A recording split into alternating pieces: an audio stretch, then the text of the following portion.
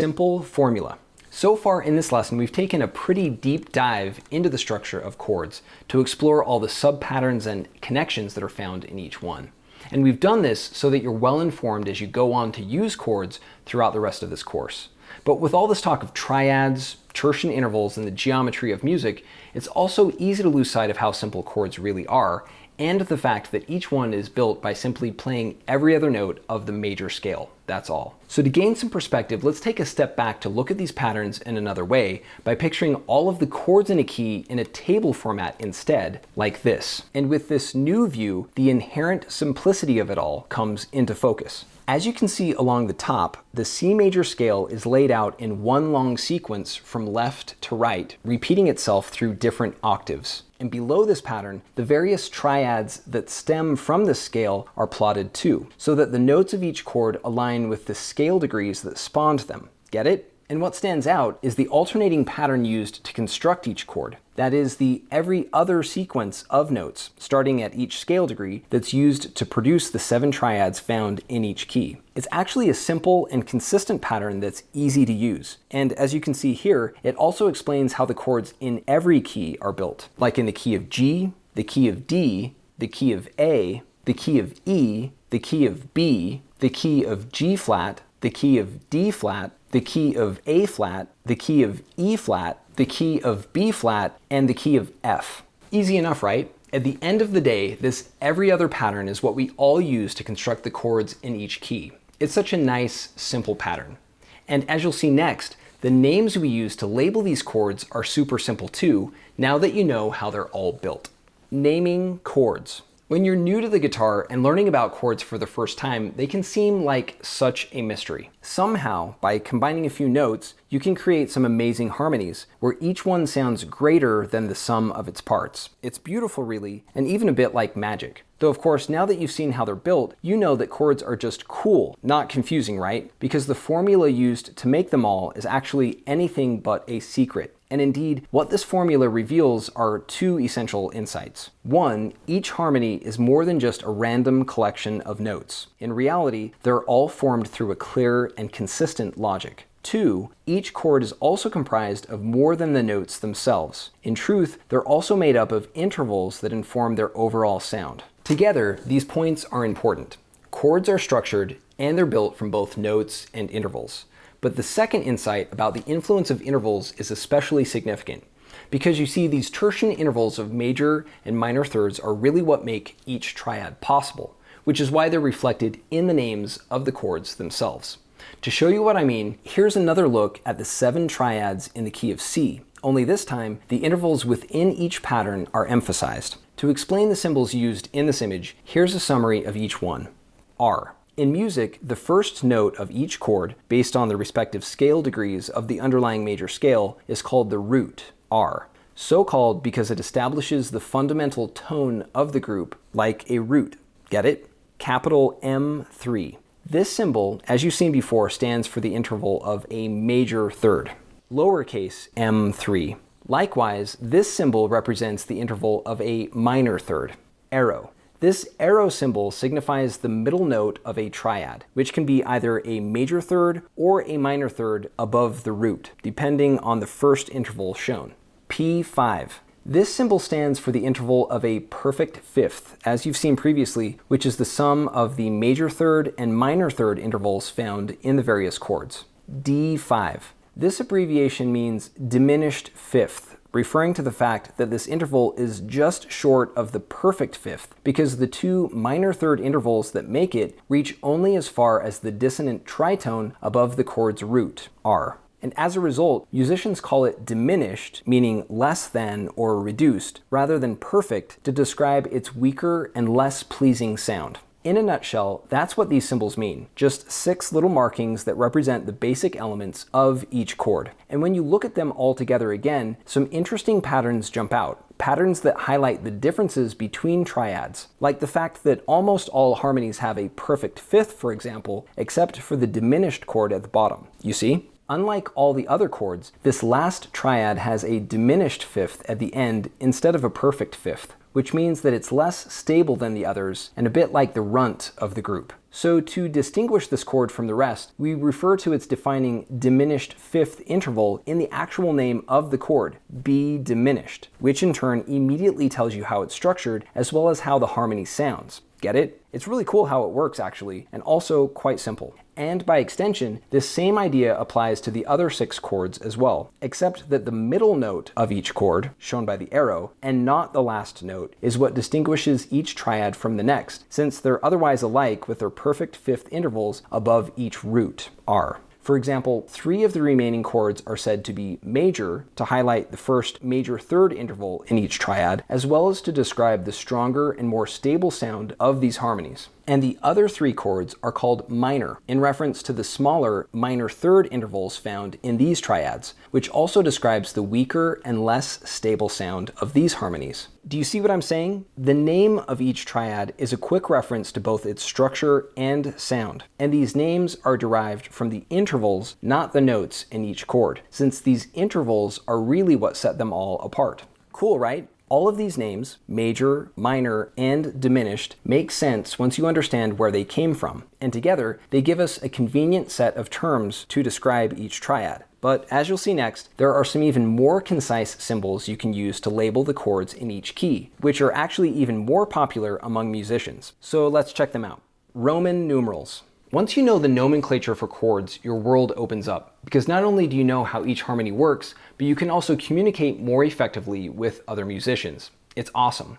With terms like major, minor, and diminished, you can think and speak more clearly about the patterns you play, which amplifies your ability to create and collaborate. So when you're jamming with friends, for example, and someone says, let's play a pattern of C major, A minor, F major, and G major, you'll know what they're talking about. And with practice, you'll even learn to anticipate how all of it will sound in your head based on this vocabulary alone, which is wonderful. But even with this newfound knowledge and lingo, it turns out there's an even better way to reference chords, one that goes beyond these terms for even greater efficiency and insight. And it's a method of labeling chords using a set of symbols called Roman numerals. You know what these numerals are, right? I'm talking about those funky letters like I, V, and X that were used back in the day in the old numbering system of the Roman Empire. And though they're basically obsolete now, replaced by the standard Arabic numerals of today, like 1, 5, 10, etc., these old Roman characters are still useful in music because they give us another set of symbols to work with. Not to label the individual notes, that is, since we use letters to represent those, and not to mark the separate scale degrees, which are shown using modern numbers instead, but to designate all the different chords in a key, like this.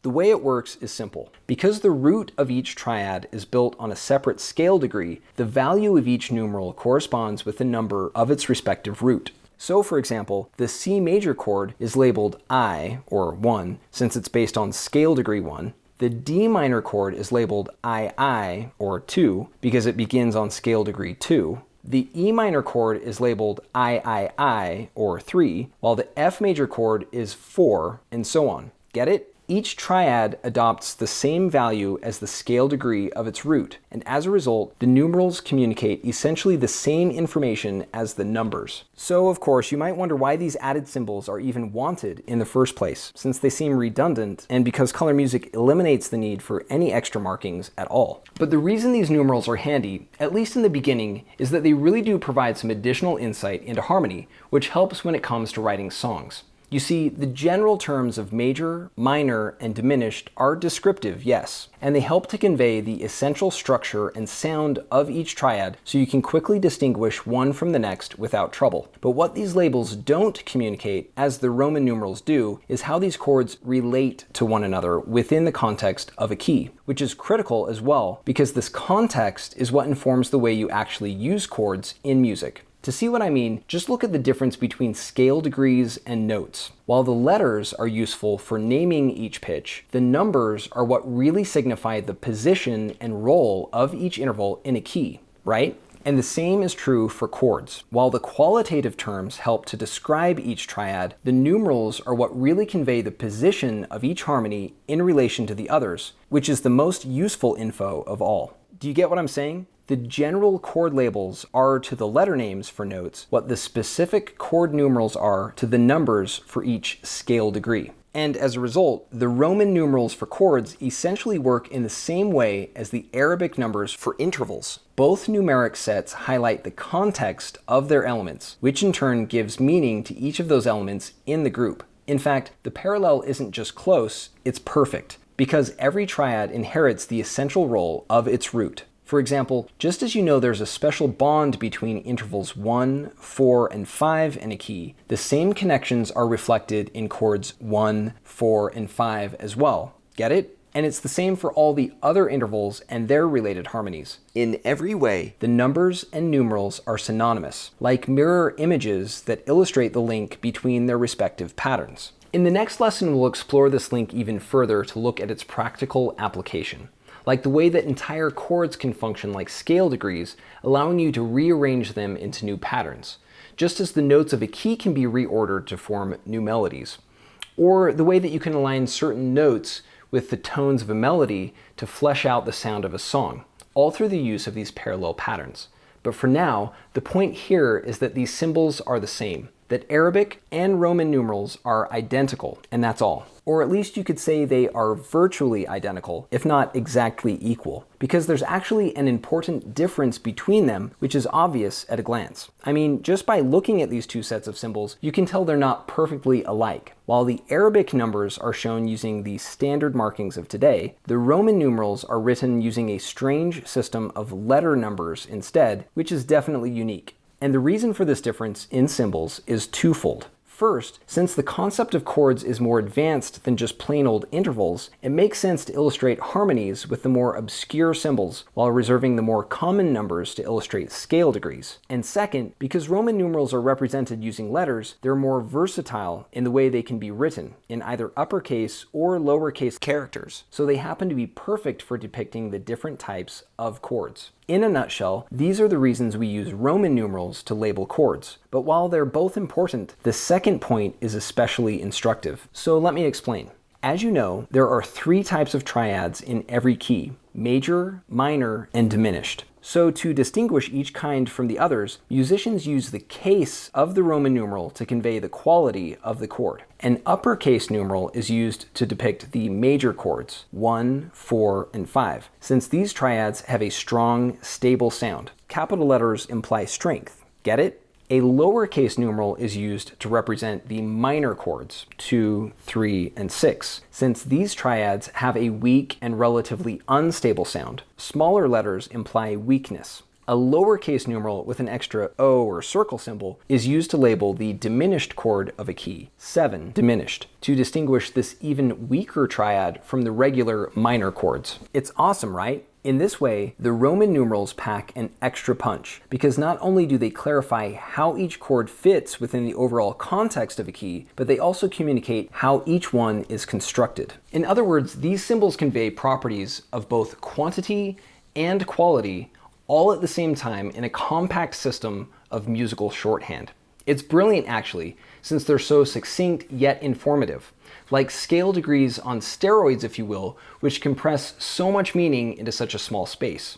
So although interval numbers and chord numerals are virtually identical, like I said, they really are unique with different capacities. In the same way, different barcodes are capable of holding different amounts of data, like first generation 1D barcodes produced in the late 20th century compared to the second generation 2D codes that surpassed them in the early 21st. Get it? Just by its design, the latter communicates far more information in the same amount of space. It's excellent. And of course, color music itself conveys the most information of all, and even more succinctly through the use of colors and shapes, much like the next generation barcodes of today that have even higher capacity. Just saying.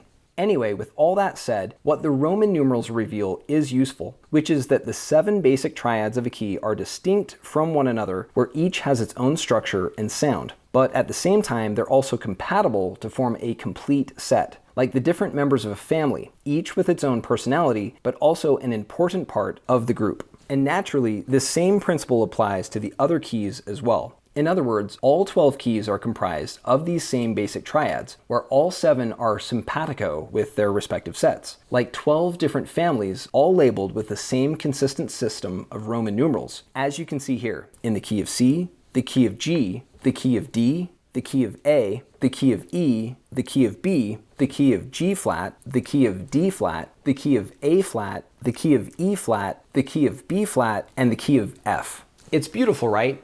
And now that you know how each chord is constructed and you've learned the names and labels of every triad, let's look at actually playing them on the guitar, shall we? It's really the best part yet in this entire course. So let's do this. Playing chords. Like I said at the start of this lesson, there's more to chords than you might think. And at this point, you really know what I mean. To be sure, there's a logic to the way they're constructed, which we've analyzed in detail in about every way possible. But now that you've put in the work, it's time to play and for your patience to pay off, so you can really feel the satisfaction of hearing what these patterns sound like, which is even better than how they look, by the way. So to do this, all we have to do is to convert these chords back into the array you recognize on the guitar. That is to transform the note arrangements from the abstract table structure we've been studying back into the practical fretboard format once more. After all, this fretboard matrix is what we use to physically play the instrument. So this transition is totally necessary to apply what you've learned so far. And it's easy. For example, take a look at the C major triad, 1, in the key of C, shown in both formats, and you can see how this conversion takes place. In the table on the left, the 3 notes of this chord are laid out in a line, with the root listed first. But in the fretboard on the right, this same pattern is plotted on the various frets, with some notes repeated on different strings. You see? Since the guitar is just a stack of chromatic scales, the pattern looks a little different on the guitar, of course. Though in both of these formats, table or matrix, it's all essentially the same. And as a result, you can translate all the other triads too, so that each one is plotted on the guitar in the very same way, like this. Simple enough, right?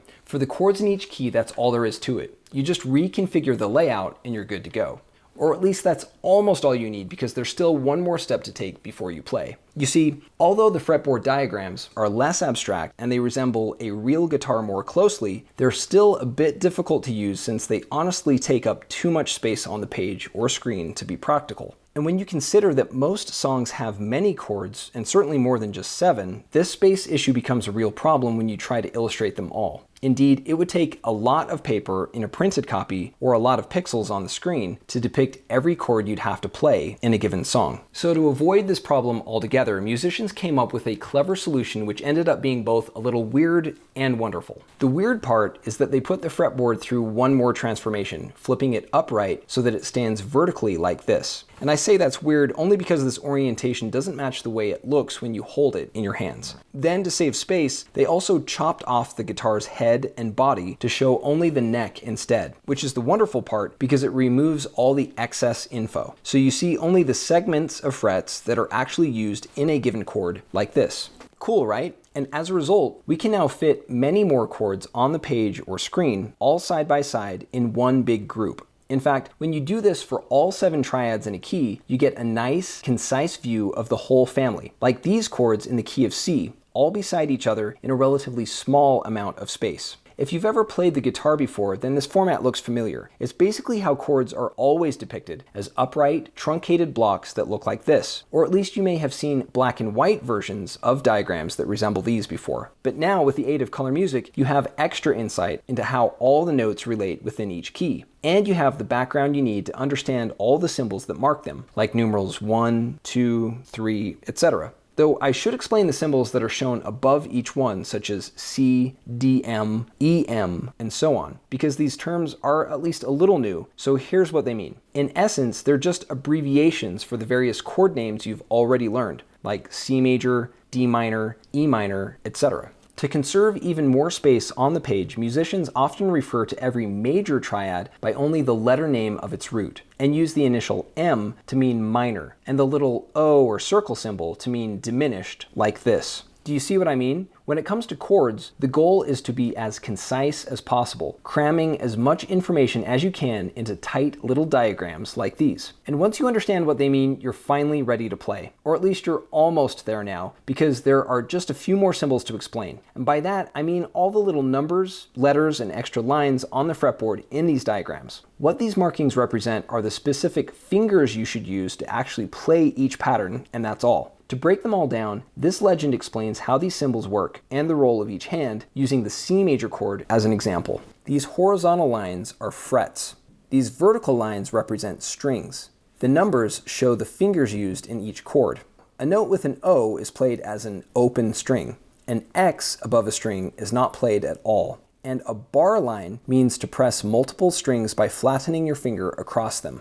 If you're right-handed like most people, use your left hand to press the strings with your fingertips, arching your fingers to avoid touching any open strings, and use your right hand to gently strum across the strings in one fluid motion. In a nutshell, these are the markings you'll find in nearly all chord diagrams, and with a little practice, they're easy enough to interpret in any chord you see.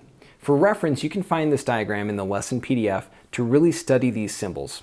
And for practice, try playing these 7 chords in the key of C. And now that you know what they mean, the process of finding and pressing the correct notes is a lot simpler than ever before. Feel free to go as slowly as you'd like, moving through every chord in order, from 1 to 7 in a forward direction, and then backward from 7 to 1, paying careful attention to your fingers and technique.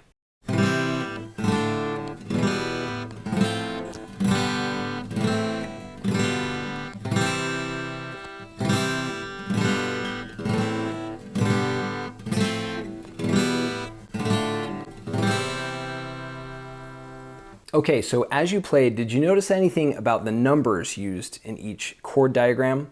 That is, that they have nothing to do with the actual scale degrees used to construct these chords. In other words, numbers 1, 2, and 3 shown in this diagram don't correspond with the underlying intervals of each triad. So there's actually a difference in how these numbers are used when it comes to chords. When you're looking at theory, at the basic way that a chord is built, then the numbers represent scale degrees, like the tonic, 1, major third, 3, and perfect fifth, 5. But when you're simply looking at technique and how to physically play the chord on the guitar, then the numbers correspond with the fingers you press against the fretboard. Get it? This point can be a little confusing, I know, since this dual use of the same number symbols is strange, to put it nicely. But it's just one of those things musicians do that can trip you up if you're not careful, or if you fail to make the distinction in your mind, that the numbers for theory differ in meaning from the numbers for technique. Indeed, this little snafu with the numbers only highlights the larger issue we face with the symbols used in music,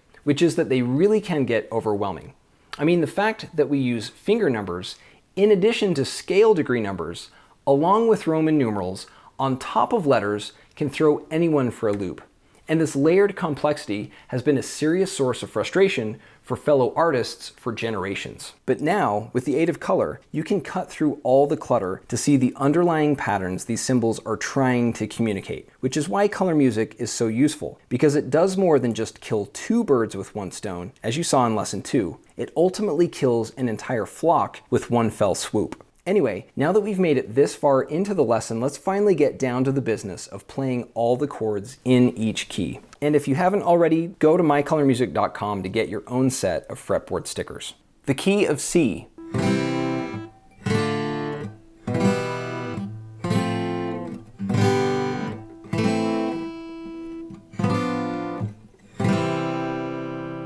The key of G.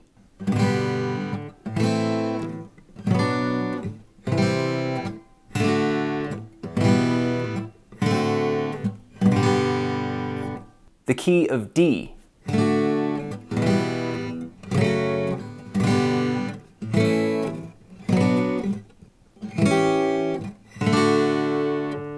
The key of A.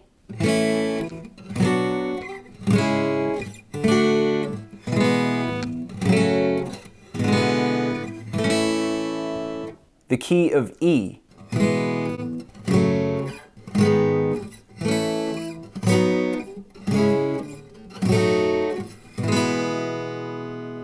The key of B.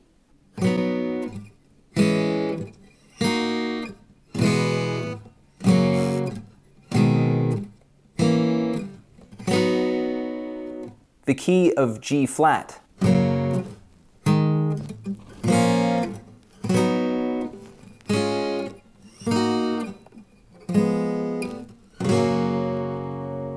The key of D flat.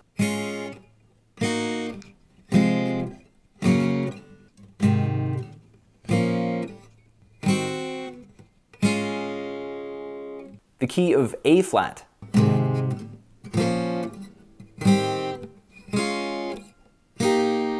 The the key of E flat,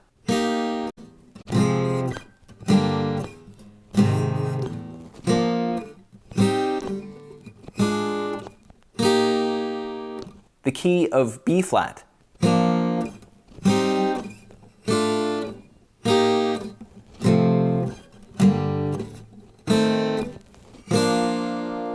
the key of F,